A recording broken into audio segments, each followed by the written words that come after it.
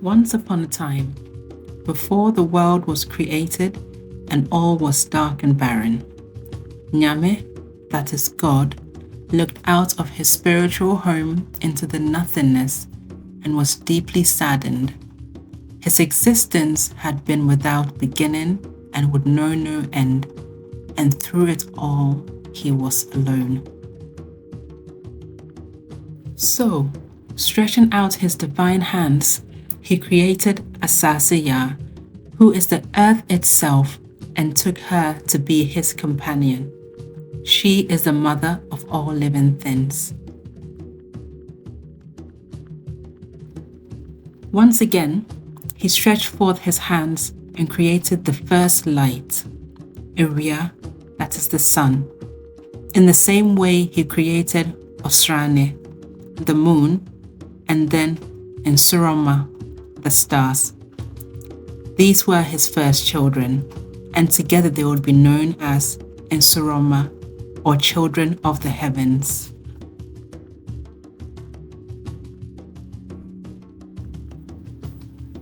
Now the stars were all gathered in one single cluster, and this displeased Asasiya.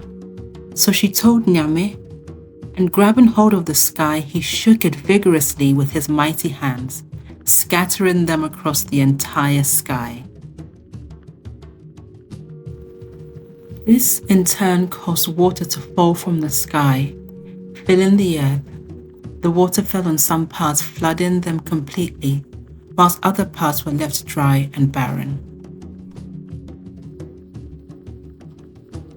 So Nyame blew from the heavens, and with his breath dispersed the water around the earth, creating the seas, the rivers, and the great lakes. He commanded the breath to remain on earth, and thus the mighty winds were created. Finally, Nyame created all living creatures on land, in the sea, and throughout the skies, but he left the creation of mankind until last. With mankind, he took his time and formed them carefully with his hands from the clay of the ground. He formed the first man from the clay, and in the same manner formed all others that came after him. He placed inside them two things, Okra, the spirit, and Sunsum, that is the soul.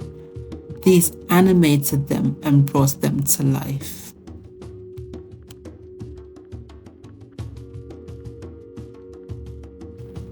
When Nyame had completed with his work of creation, he was incredibly exhausted and fell into a deep sleep from which no one could rouse him. His new creation suffered because they had no one to guide them. Mankind were like children left suddenly to fend for themselves and without a guiding hand of a parent. Time passed, and Nyame still had not awoken from his slumber. His creation mourned and wept bitterly, for now they were truly lost without him. The elephant blew their trumpets loudly, the lions roared, and the cockerel crowed without ceasing. Mankind also wept loudly, beating on their chest, inconsolable.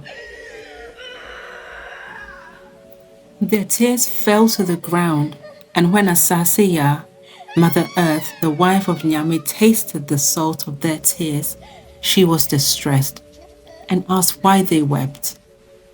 When she heard what had happened, she told her children the only way to awaken Nyame was to call upon his true name, the name that speaks to his soul.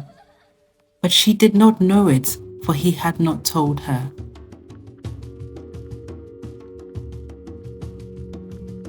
The people called out every name they knew, but he could not be awoken.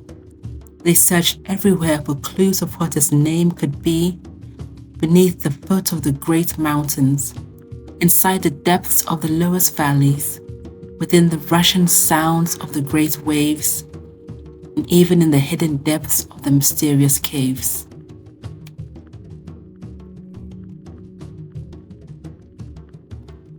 Finally, it was the crow who flew up into the sky. There in the solitude and quiet it listened.